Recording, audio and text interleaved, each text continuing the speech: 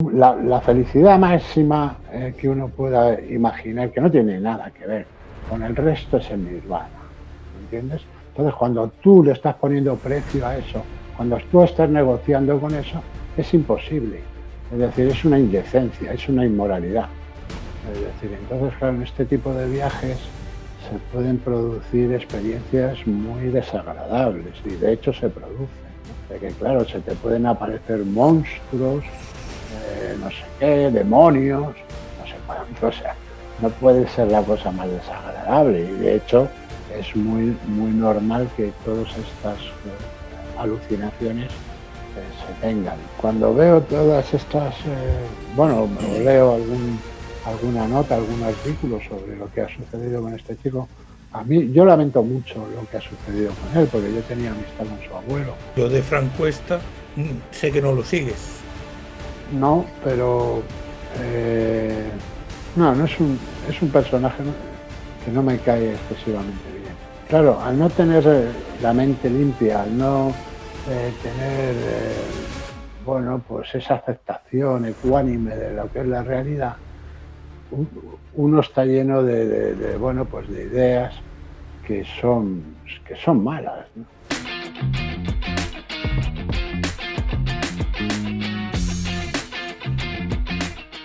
Muy buenas a todos. Podcast número 8 de Desde el Jergón.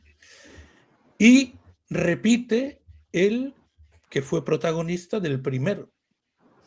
Supercoto, Coto Matamoros o un gran meditador. Muy buenos días para nosotros. Estamos grabando a las 12 de la mañana. Pues muy buenos días, Pablo, y muy buenos días a toda la audiencia. Y vamos a hablar un poco así por encima de la meditación, sí.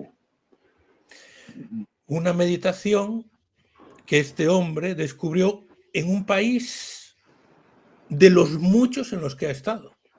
Porque este hombre ha vivido en Brasil, República Dominicana, Estados Unidos, Camboya, Tailandia. ¿Me queda alguno? Pues España, ya, evidentemente. España, Brasil, Brasil fue el primero que dije. bueno, pues no sé. O sea, no he seguido, Bucios, bucios. sí, no he seguido la cuenta, pero bueno, sí, en algunos sitios. Pero vamos, Tailandia no he vivido en Tailandia, he pasado temporadas porque vivía en Camboya. Pero no es que. En Phnom Penh. Sí, no, en Phnom Penh he pasado ratos en Sihanoukville. Muy bien. Allí descubres la meditación. Bueno, no, ¿Cómo, ya cómo conocía la llegas a eso? meditación y ya practicaba la meditación. Lo que pasa es que yo practicaba un tipo de meditación que, bueno, pues es más una meditación de relajación que otra cosa, que es la meditación samatha. Este tipo de meditación, hay dos tipos de meditación, ¿no? La que realmente podríamos considerar que es un segundo paso más importante, es la meditación, la práctica de la meditación vipassana, que es una meditación analítica. Esa sí fue la que aprendí a desarrollar o desarrollé en Chiang Mai, pero mucha gente me pregunta muchas veces, oye, ¿cómo se aprende a meditar o qué hay que hacer para meditar? Pues bueno, es muy sencillo, ¿no? A meditar se aprende meditando. Es como todo, es como una práctica física, como dices, oye, ¿cómo se puede llegar a desarrollar la velocidad física, ¿no? Pues entrenando, ¿no? Entrenando la velocidad, haciendo ejercicio de velocidad y al final pues mejorarás sustancialmente tu velocidad, ¿no? O considerablemente tu velocidad. ¿Dónde empiezas? ¿Con quién aprendes No, a meditar en empiezo, Tailandia? En Tailandia. Bueno, es que primero empiezo en España a meditar yo, ¿no? Como te he dicho, lo que es la meditación samatha. Autodidacta, de forma Sí, autodidacta. sí, siguiendo, bueno, pues consejos de gente que la practicaba o tal, entonces viendo que me venía bien, bueno, pues la practiqué no con mucha intensidad ni la adecuada frecuencia, pero sí. Lo que sí descubrí es que tenía cierta facilidad para la meditación, porque era capaz de aislar los pensamientos. Es decir, la meditación samatha prácticamente consiste en separar tus pensamientos. Tienes un soporte, empleas un soporte que puede ser tu respiración, eh, un punto de luz, un círculo que aparece en tu mente o que dibuja tu mente. Y bueno, pues es ese aislamiento de los pensamientos. Y entonces vi que tenía cierta facilidad para eso, ¿no? Y luego, pues ya estando en Camboya, pues conocí una persona que venía de un centro budista y que había participado en un curso de meditación vipassana. Y bueno, pues me apunté allí en Chiang Mai, en Camboya. Y bueno, pues tuve la suerte de tener una rápida,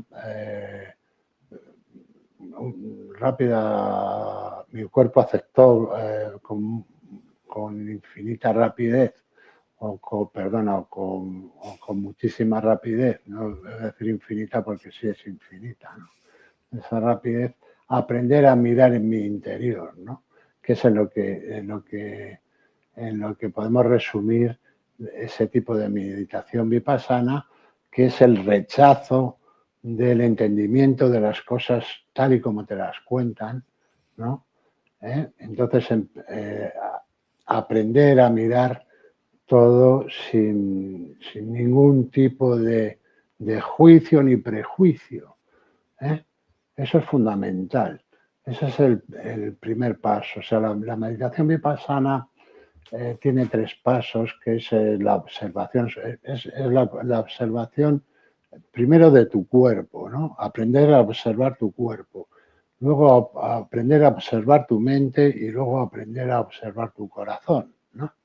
Eso es lo que te puede llegar a convertir en un maestro, o lo que ellos llaman un iluminado, o lo que es una iluminación, lo que entienden por iluminación, que es lo que luego te lleva a alcanzar el nirvana o samadhi, que es la máxima expresión de ese proceso de meditación, ¿no? Se puede meditar, la meditación vipassana es algo que se puede practicar incluso en cualquier momento del día, ¿no? Es decir, tú puedes observar tu cuerpo cuando te duchas, concentrarte en sentir el agua, cuando comes, pues concentrarte en cómo estás masticando, en cómo estás ingiriendo esos alimentos, cuando sales a la calle, en cómo te da el viento, si estás tomando el sol. Es decir, sentir todo eso, sentir tu cuerpo, concentrarte en tu cuerpo. Eso es un primer paso. Hay un segundo paso que es el de tu mente, ¿no? Tus pensamientos.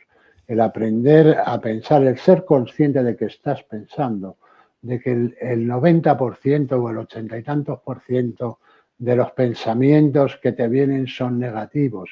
Ser consciente de que esos pensamientos son negativos y poder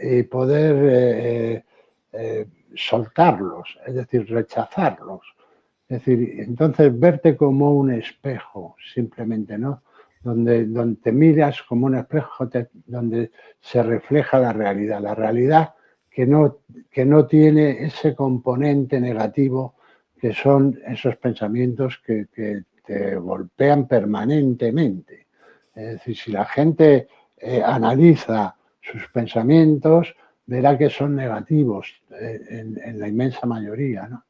Y verán también que esos pensamientos te llevan a una tercera observación, que es la observación de tu corazón, que podemos entender la observación de tu corazón como la observación de las emociones y de los sentimientos que nacen de esos pensamientos. Pero claro, una vez que los has eliminado, ya puedes analizar la emoción pura.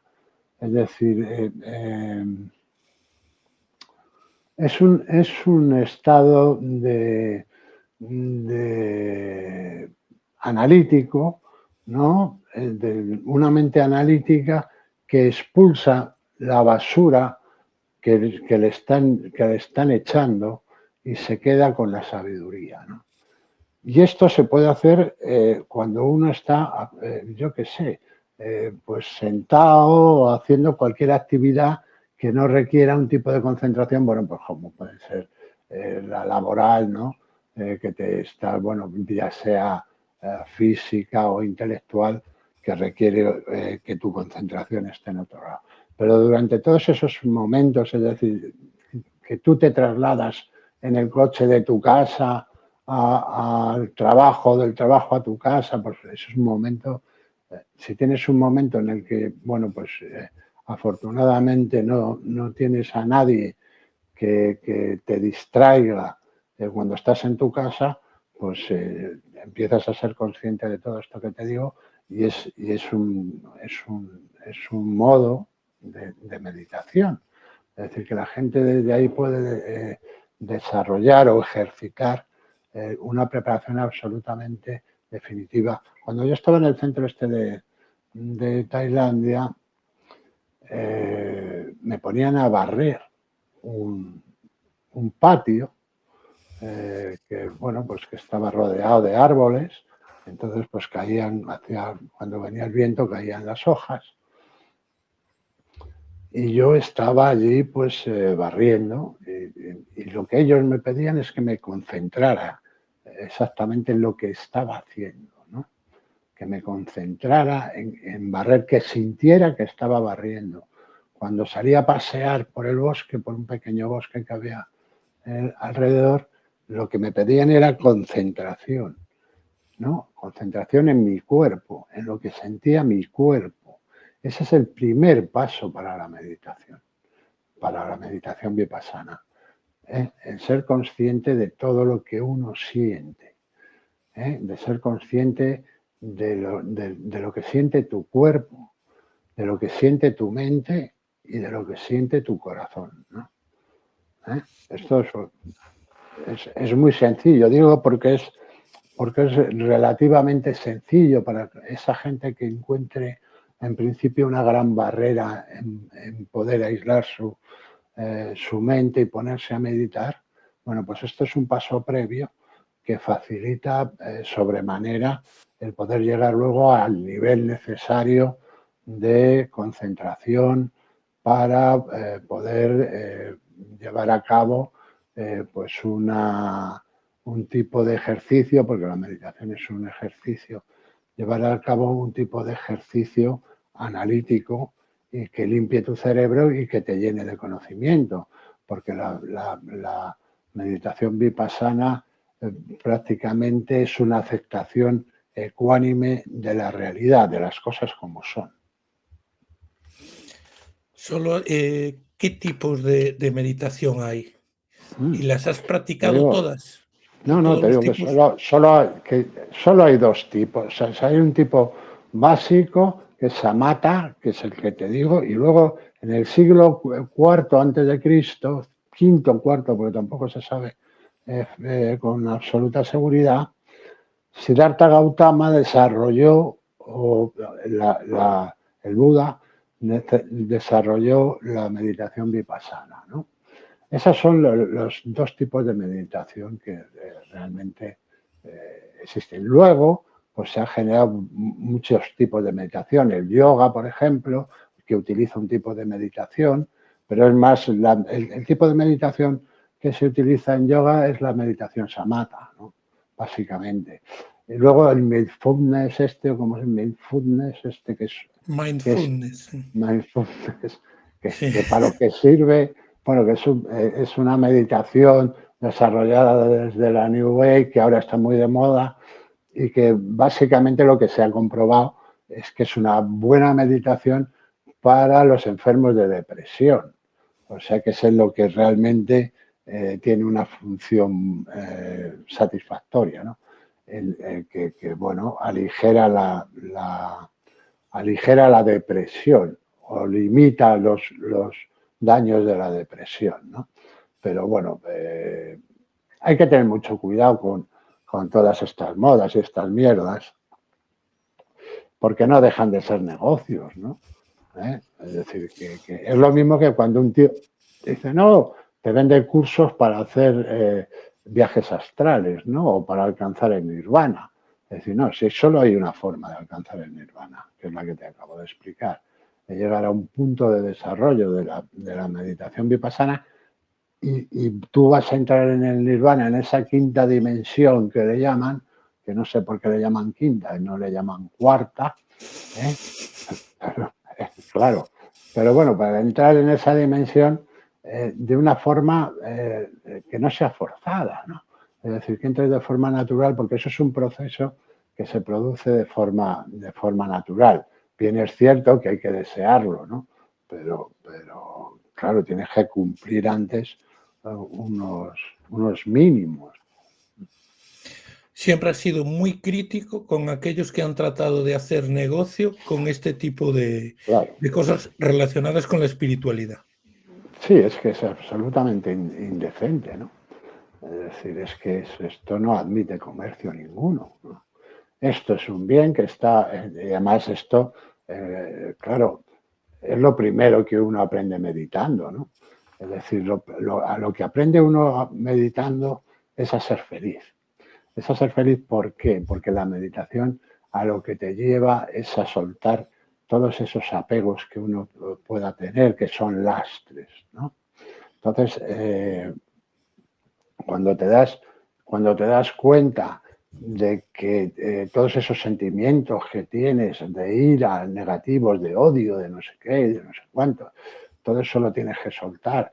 Cuando lo sueltas y te das cuenta que tú no eres eso, que tú eres una conciencia, que no es una emoción ni es un sentimiento.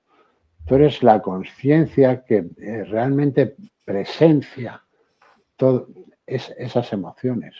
Cuando te das cuenta que tus ambiciones económicas no son nada, que tu bienestar económico no es absolutamente nada y que todo es algo que tú fabricas en tu mente, que tú piensas que vas a ser feliz porque tengas una casita en un lago, cuando te das cuenta que eso no es verdad, cuando rechazas todo eso, entonces es cuando puedes empezar a ser feliz.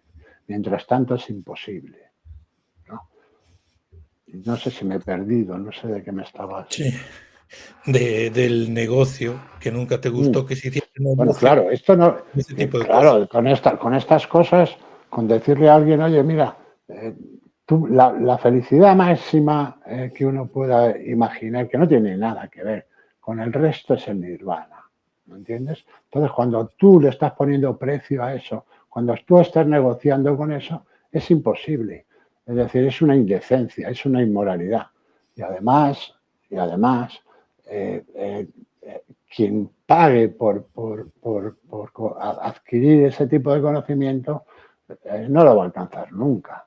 Es decir, porque nada se puede cifrar, porque nada más distante que lo económico de todo esto, ¿no? Es absurdo, lo material no tiene, es antagónico a lo espiritual, ¿no? Con lo cual, ¿dónde vas? En esos periodos que pasas en Tailandia, ¿los pasas en un centro o un templo? ¿Cómo No, era el funcionamiento es un de ese monasterio. lugar? Un monasterio. Es un monasterio, lo que pasa es que, bueno, pues tiene un apartado que es, bueno, pues para alojar gente que realmente quiere adquirir este conocimiento o quiere desarrollar este conocimiento en unas condiciones bueno, pues que uno puede considerar incluso precarias, ¿no? Es decir, no tienes ningún tipo de lujo, no tienes ningún tipo de comodidad, es todo, vamos, poco menos, una cárcel es un lujo al lado de eso, ¿no? Te digo en cuanto a las condiciones de habitabilidad, es decir, duermes encima de un pollete de hormigón, con una esterilla, con una almohada de madera.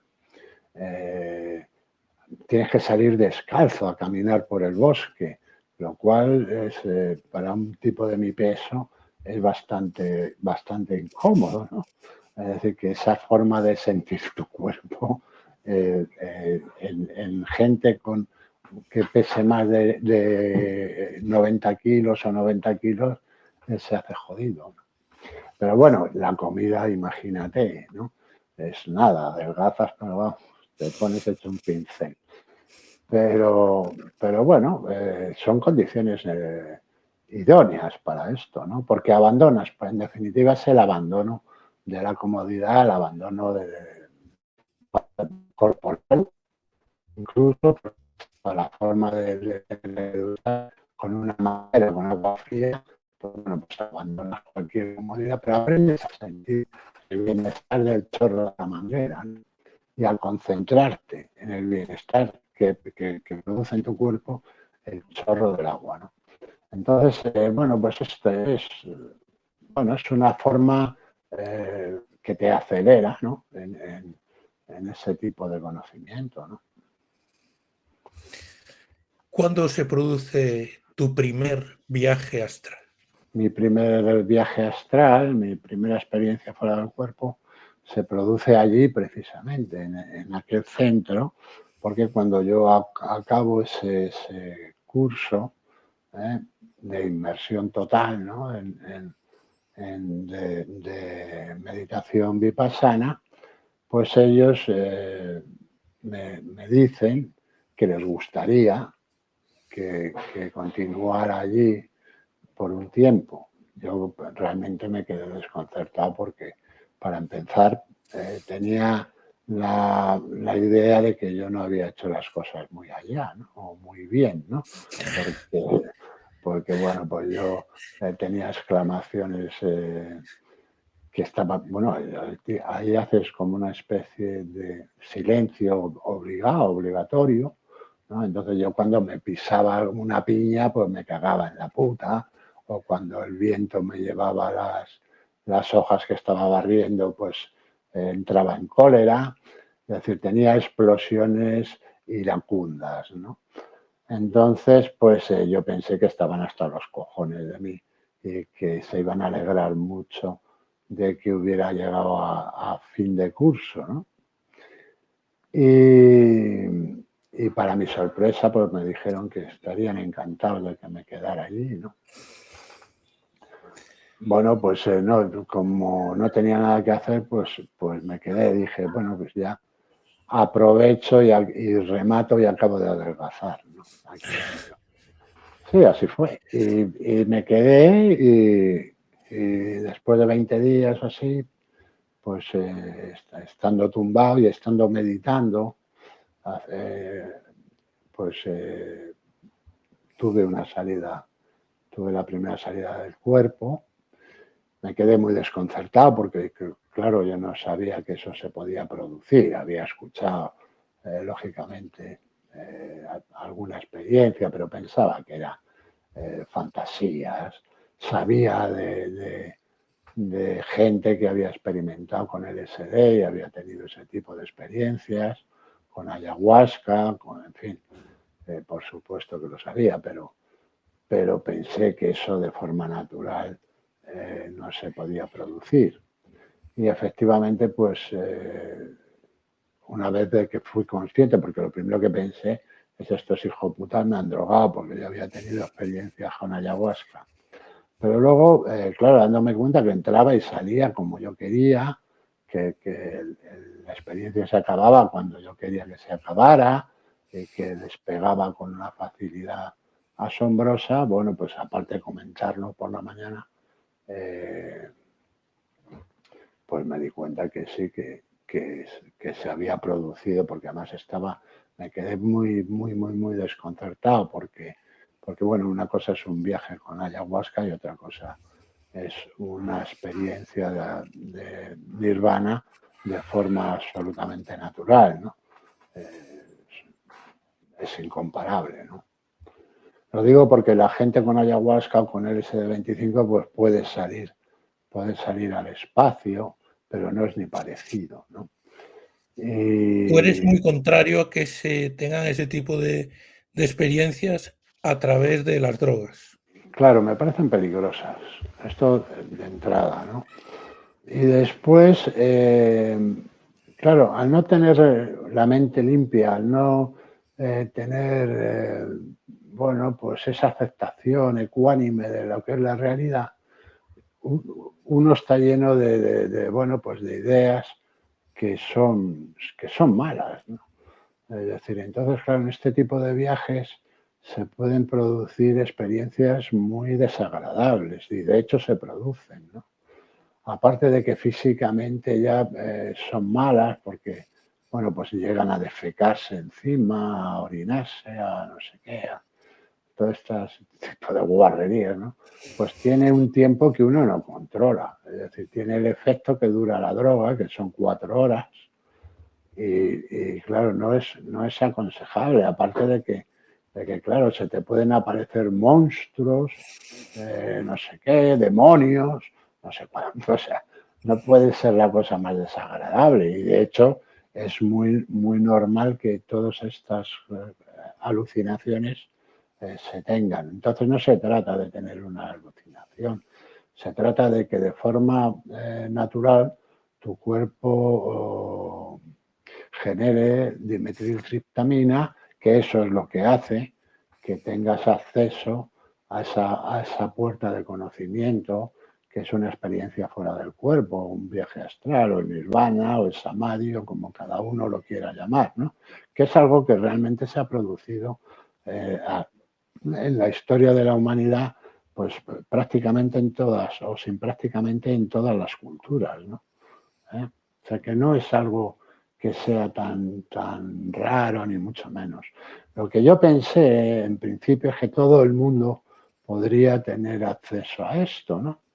Esa fue mi idea, porque, claro, yo no me considero una persona especial, ni muchísimo menos, ni más inteligente que nadie, ni con unas cualidades espirituales extraordinarias, nada de eso, ¿no?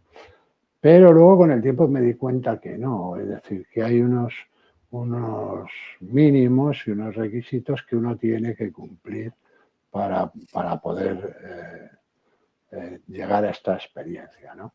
Y esos requisitos pasan pues por la meditación, ya te digo, como primero samatha, luego vipassana y luego ya cuando eres tú mismo te dejas llevar, eh, bueno, que te has convertido simplemente en un observador, porque en esto consiste la meditación vipassana, en ser un gran observador, es ser un observador de la realidad que te rodea y de tu realidad, ¿no? De ti mismo, ¿no? Y bueno, pues entonces sí se puede producir, ¿no?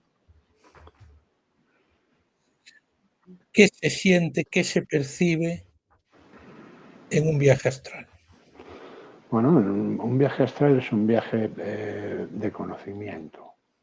Es el paso, es como si pudiéramos, para que todo el mundo nos entienda, que no es que sea así, pero es el conocimiento del todo, el conocimiento del universo, el conocimiento del funcionamiento del universo, el conocimiento y la seguridad del autoconocimiento, ¿no? Es decir, es un viaje de sabiduría. Entonces lo que percibes pues es todo lo que ves. Es lo que ves el universo. Yo por eso cuando alguien me habla de la Tierra plana, pues me entra un ataque tos, ¿no? Es decir, ¿qué coño estás hablando? ¿No? Entonces, bueno, pues según sea tu nivel científico, que en mi caso es prácticamente nulo, está, bueno, pues tu nivel de comprensión. pero lo que sí eres consciente es de que, bueno, es todo una construcción absolutamente perfecta, con, bueno, pues de una belleza absolutamente infinita y que, bueno, mientras mucha gente o esa New Wave satánica ha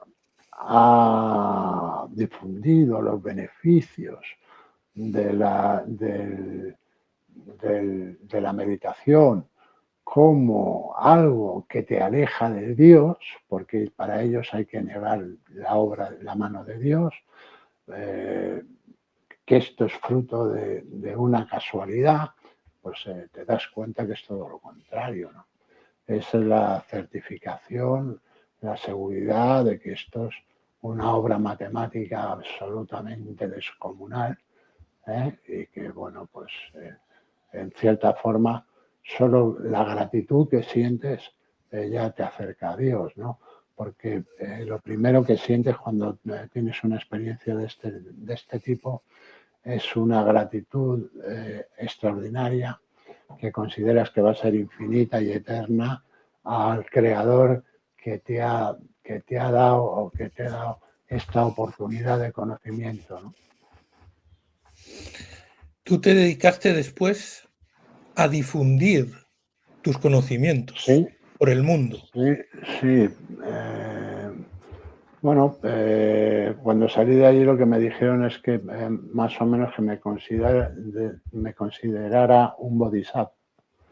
Entonces, claro, que mientras, además me dijeron que mientras yo difundiera mi conocimiento de manera gratuita, es decir, sin que no me lucrara o que no me intentara lucrar de ellos, no me iba a faltar de nada. Claro, yo esto me lo tomé, pues, como me tomaba la mayoría de las cosas que me decían allí, ¿no? Que las ponían todas en duda y decía, bueno, es vuestra cultura, es vuestra filosofía religiosa, vale, ¿no?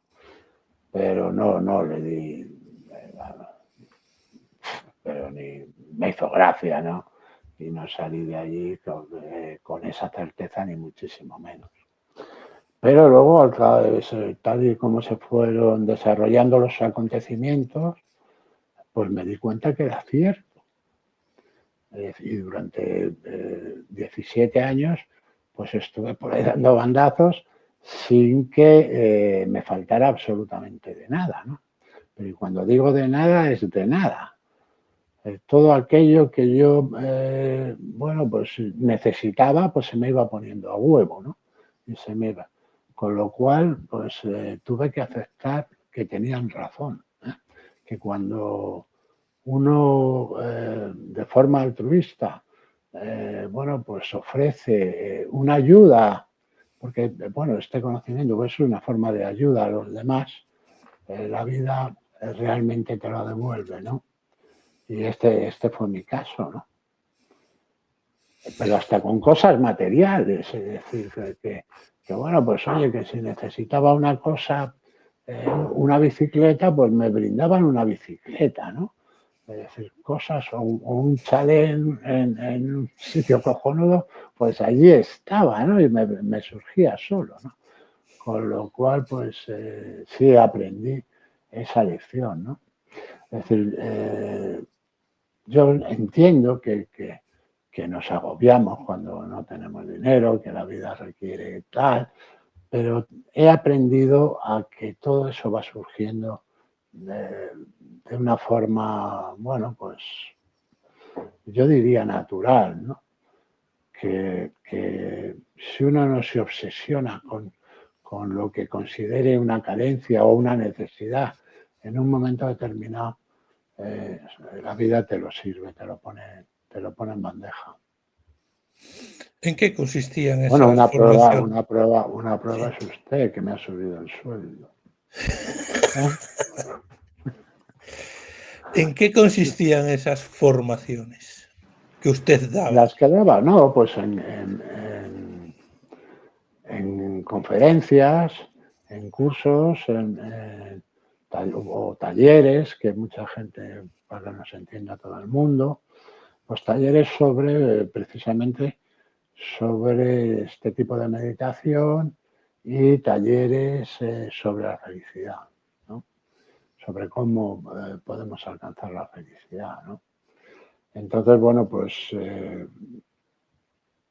no es ningún trabajo, a veces sí caías un poco en la monotonía, porque claro, una vez que se repite una acción y otra, pero estuve así recorriendo América, ¿no? Y bueno, aparte de que me lo pasé bien, que conocí gente muy interesante, otra no tanto, ¿eh? Pues sí me dio la oportunidad, sobre todo de conocer lo que es el negocio de la espiritualidad, lo indecente que es, y bueno, pues poner todo mi rechazo y mis fuerzas por combatir ese engañabobos, ¿no? Entonces yo creo que la gente, hay un tipo determinado de gente que su vida no le satisface y en cierta forma necesitan creer en algo, necesitan creer en lo fantástico, y hay una serie de desaprensivos, amorales, pues que viven de explotar todo esto, ¿no? Que viven de explotar esa debilidad y esa necesidad, normalmente en viejas con mucho dinero, ¿no? O sea que se las buscan bien también, ¿eh? Es decir, para que les resuelvan la vida. Y digo, buscarte la vida de esa forma, pues es sencillo. Yo creo que es muy fácil, ¿no? Es relativamente muy sencillo. Pero claro, yo supongo que cuando esta gente se mire al espejo tienen que vomitar, ¿no? España está llena de farsantes, uno solo tiene que entrar en las redes y verlos, ¿no? Es decir, ¿para qué los voy a ir yo señalando, ¿no? Ahora, pues es eso, en cierta forma, pues cubren esa necesidad que tienen muchas personas de pues poder creer que los extraterrestres están aquí, que los extraterrestres gobiernan la humanidad bueno, y que pueden llegar a Marte pasado mañana. ¿Tú crees en una felicidad basada en lo espiritual? Sí, la felicidad es una actitud, ¿no? Es una actitud ante la vida, ¿no? Es una actitud la felicidad solo puede llegar desde la generosidad que implica el agradecimiento, porque el agradecimiento es una forma de generosidad. Entender que la vida es un regalo que te han hecho, que es un regalo maravilloso y que no hay nada comparable con la vida. O sea, nadie quiere perder la vida, ni las peores circunstancias. Es decir, un tipo que está condenado en el corredor de la muerte no quiere que llegue el día de su ejecución. Es así, es así. Solo se suicidan que ya no le encuentra ningún sentido, ningún aliciente al hecho de estar vivo o que el dolor que sufre es insuperable, ¿no? Entonces, bueno, pues es esa muerte por dolor que es el suicidio. Ya cuando uno no aguanta tanto dolor se suicida. Pero mientras tanto todo el mundo quiere seguir vivo, en las mejores y en las peores circunstancias, ¿no? Entonces, lo que está claro es que la felicidad no te lo trae nada material. Es decir, no hay ningún bien material que te pueda traer la felicidad. Es una absoluta estupidez. El que ha tenido dinero sabe que si tú piensas en comprarte un carro determinado, un coche, perdón, la Ferrari no sé qué, ¿no? El día que lo tienes, pero el mismo día que lo tienes, ya quieres otro, porque ese ya no te satisface. El coche que pensabas que iba a cubrir las necesidades de tu familia, del 4x4, no sé cuántos, con sombrilla incorporada y ducha y tu puta madre, ¿eh? Bueno, pues el día que te cruzas con otro, o el mismo día que lo tienes y te cruzas con otro, dices, coño, ¿y por qué no me habré comprado ese que es más grande? O en realidad lo que me gustaría es tener ese más grande. Con las casas lo mismo. Cuando encima uno se da cuenta que es esclavo de una deuda cuando se compra una casa que ahora ya es a 30 o 40 años. Es decir, ¿qué felicidad vas a tener? No. Es decir, ninguna. ¿Eh? Es decir, si estás atado, todo lo que te ata, no te puede hacer feliz. Todo ese conseguir bueno, pues un reconocimiento social. El día que lo recibes quieres más. Es todo así, es decir, es un desastre, es una frustración constante. Entonces, cuando alguien se da cuenta de lo que tiene que salir de esa frustración, hombre, está muy bien que quieras a tus hijos, a ver si me entiendes, pero tú no puedes cifrar tu felicidad en querer a tus hijos, porque a lo mejor algún día ese hijo que tú tanto quieres te va a dejar de querer y te va a destrozar, ¿no? Es decir, pues te va a destrozar, no, te va a matar, ¿no? Y eso se produce de forma natural. Cada vez que un niño entra en la adolescencia, te mata, porque lo que hace es matar a la familia. Es un proceso que pasa, que es un proceso natural y que es necesario para su crecimiento. Entonces, lo que uno tiene que estar preparado, te pongo esto como ejemplo, es a aceptar todos esos golpes y de alguna manera limitar el daño. Es decir, eso cómo se limita con la inteligencia, con el conocimiento, ¿eh? Que eso es lo que es necesario para ser feliz. La felicidad no está nunca en la meta, la felicidad de todo está en el camino. Es decir, si tú dices voy a adelgazar 15 kilos, bueno, pues la felicidad no está en el día que te subes en la báscula y pesas 15 kilos menos, no. La felicidad está en el sacrificio de cada día que te pueda llevar a pesar 15 kilos menos. En ese logro que es no beberte 12 Red Bull o que sea o no comerte un bocadillo de panceta que realmente te gusta, ¿me entiendes? Pero bueno, esa es la felicidad. La felicidad está ahí en el sacrificio. ¿Me entiendes? No en subirte un día a la báscula y decir, hostia, que lo conseguí, ya peso 77. No. En dejar de fumar, ¿no? Dejar de Estar, fumar, por ejemplo, estar exacto. disfrutando Es el exacto. proceso. Si uno piensa que o su meta es dejar de fumar, la felicidad no está en el hecho de dejar de fumar, sino en ser consciente del sacrificio que te supone y la superación que supone el no fumar. Dicho lo dicho, me voy a encender un cigarro, con su permiso. Pero ya está fumando usted menos, ¿no? Porque está en ese proceso Mucho de menos. felicidad de Estoy ir en ese fumando cada vez proceso menos. de superación. ¿Eh?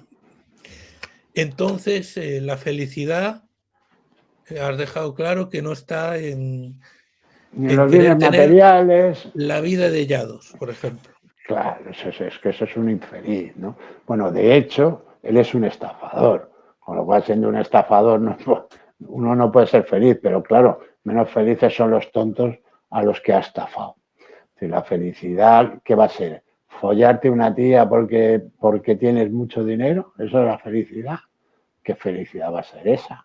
Si eres lo suficientemente inteligente para ser consciente de que esa tía te dice que te quiere nada más que porque, bueno, eres una solución a su vida, ¿qué felicidad te va a aportar? Ninguna, digo yo, ¿no?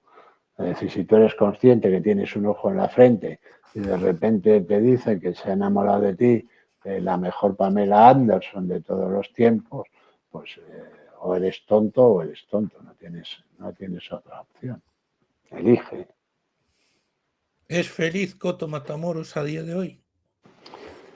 A ratos, no permanentemente, y eso que soy consciente que se puede ser feliz permanentemente, pero bueno, estamos condicionados por una serie de circunstancias, entre otras, en mi caso, la física, ¿no?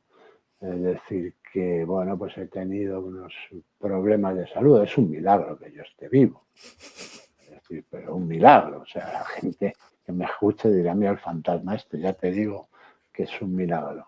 A mí la válvula mitral no me funciona. ¿Eh? Entonces, ¿se puede vivir sin válvula mitral o sin que funcione?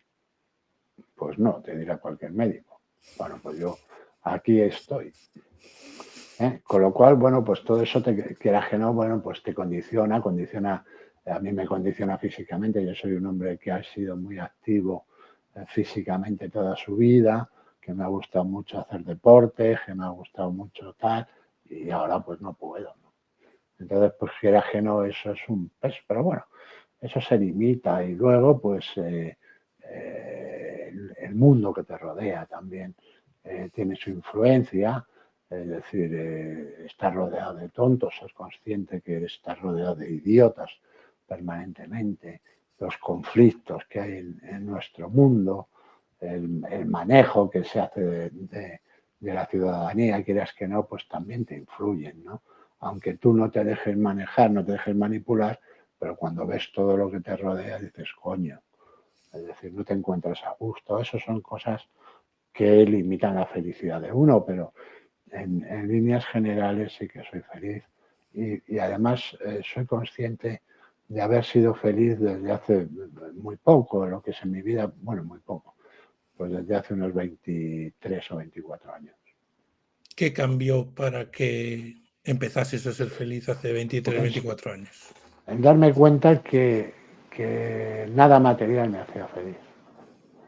Es decir, eso fue lo que realmente me cambió, ¿no? Darme cuenta que no. Y darme cuenta también de que estaba rodeado de gente que estaba rodeado porque tenían un interés económico en que yo estuviera ahí, que yo formara parte de su vida o que ellos formaran parte de la mía, ¿no? Es decir, eso, cuando uno es consciente de eso, es bastante doloroso, te digo la verdad, ¿no?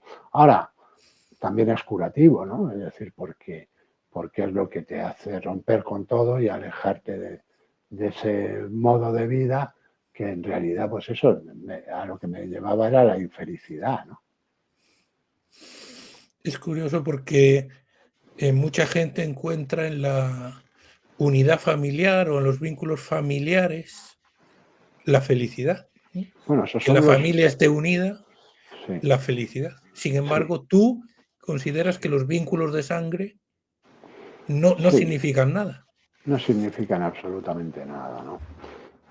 Lo que pasa es que, bueno, pues vivimos en una cultura con unas ideas preconcebidas, con unos prejuicios, eh, bueno, pues que hemos aceptado y que además nos los han creado desde que nacimos, nos han creado la importancia de la familia. Yo no digo que el hecho de tener una familia le convierta a alguien en infeliz, ¿no? Ni mucho menos.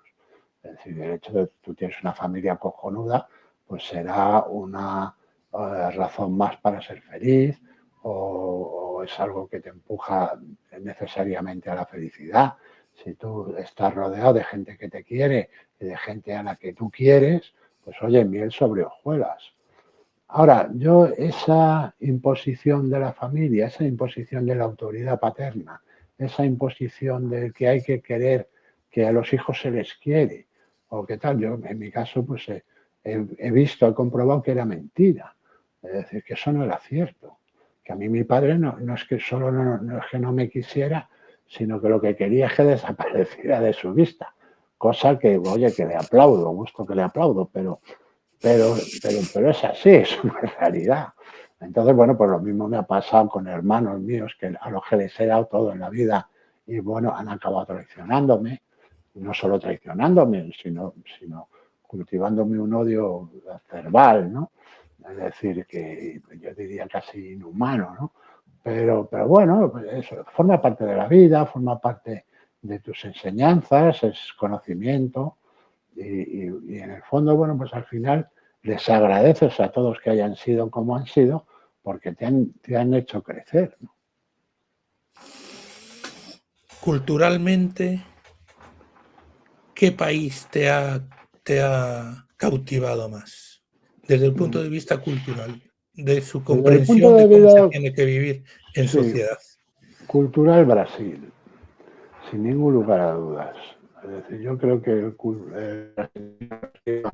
una amplia ventaja, ¿eh?, en ese camino por la felicidad. Yo he conocido gente absolutamente, bueno, desposeída de cualquier bien que son felices, ¿no?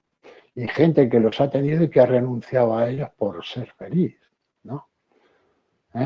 Yo recuerdo un caso curioso de un arquitecto de San Paulo, que me lo encontré en Ipanema y nos pusimos a hablar y tal. Y claro, cuando me contó la verdad que había dejado el trabajo porque que le dieran por el culo, porque para qué quería él ganar dinero cuando podía estar allí jugando al fútbol conmigo, pues dije, pues claro, digo, joder, tienes toda la razón del mundo. Yo entonces era muy joven, pero fue una enseñanza, ¿no? Entonces, algo que la gente puede entender como una extravagancia, como un disparate, como una irresponsabilidad, creo que son la forma correcta, que es el camino correcto de ser feliz. Que no hay que ser tan responsable, sino que hay que obedecer mucho más al corazón que a la razón, ¿no? Es decir, la razón siempre, o casi siempre es equivocada. En los últimos días, en los últimos años, Tailandia está en boca de todos por dos españoles. Uno es Frank Cuesta, que acaba de ser detenido hace poco por motivos con los animales, y otro es Daniel Sancho, condenado por asesinato a cadena perpetua. ¿Cómo es la sociedad, cómo es la cultura en un país como Tailandia?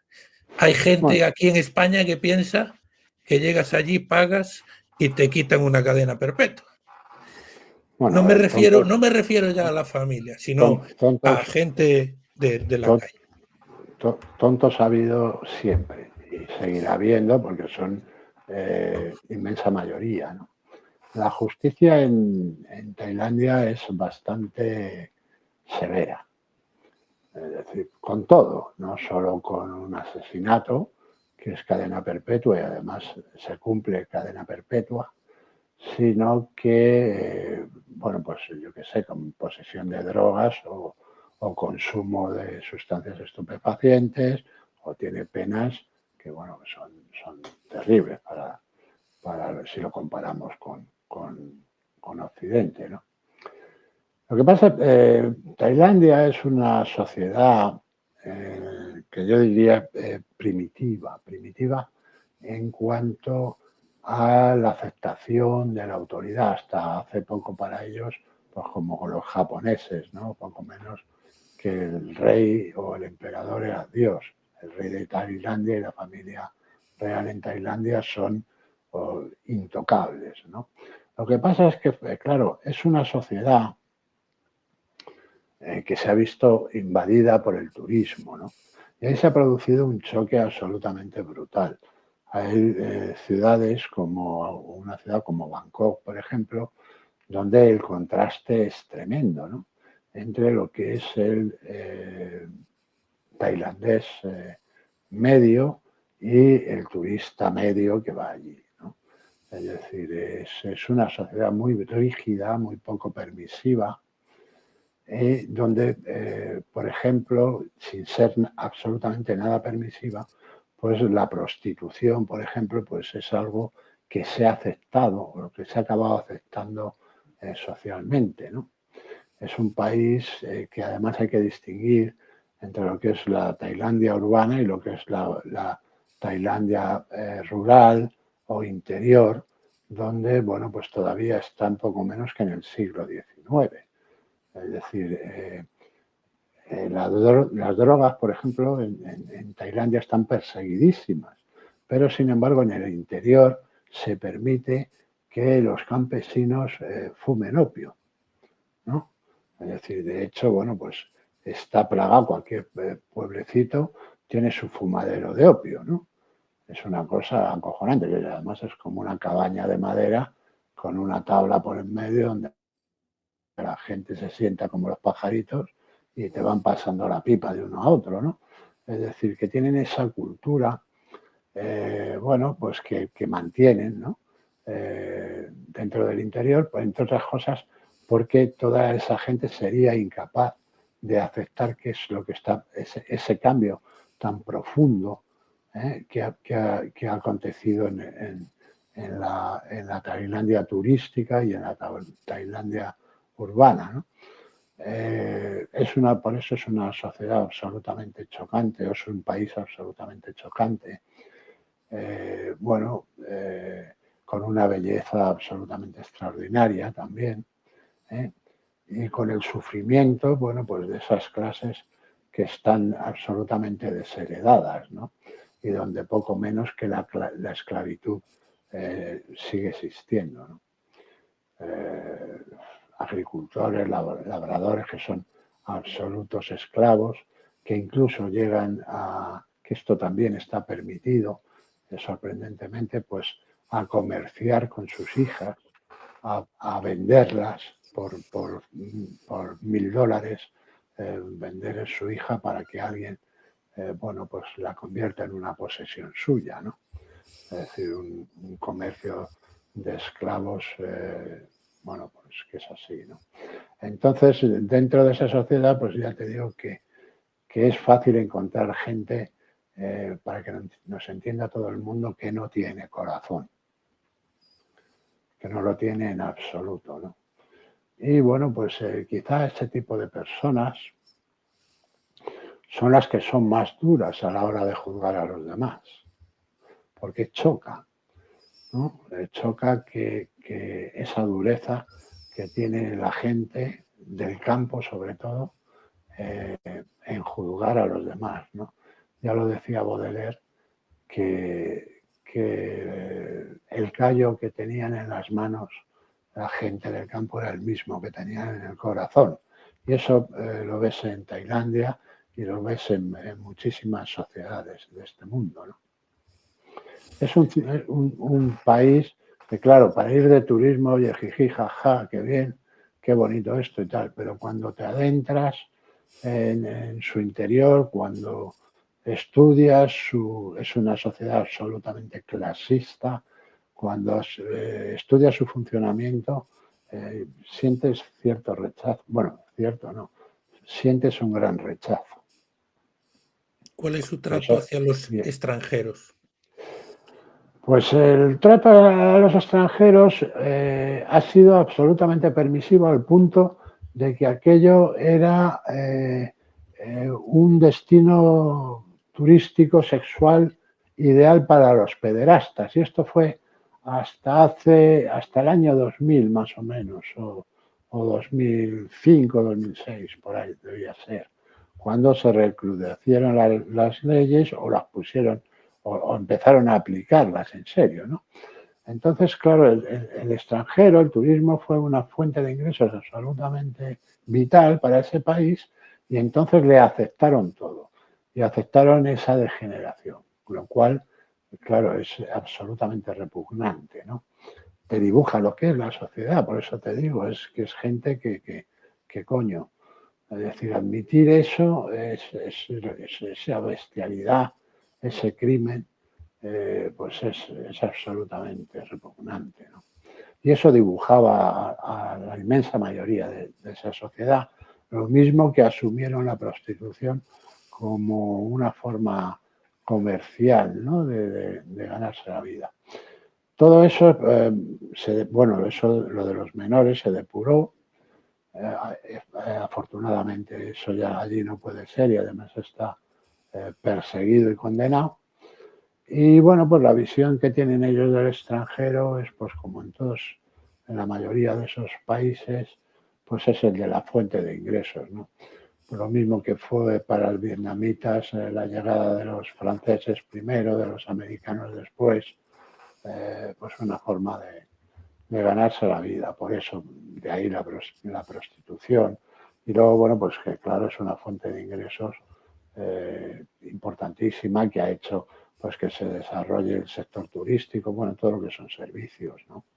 Con lo cual, pues para ellos es importante, y cuidan mucho del turista.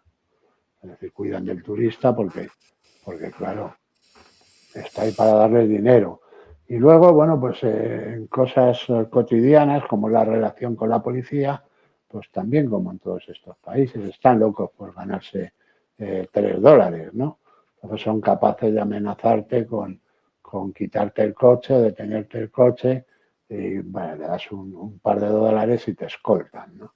Es decir, vamos.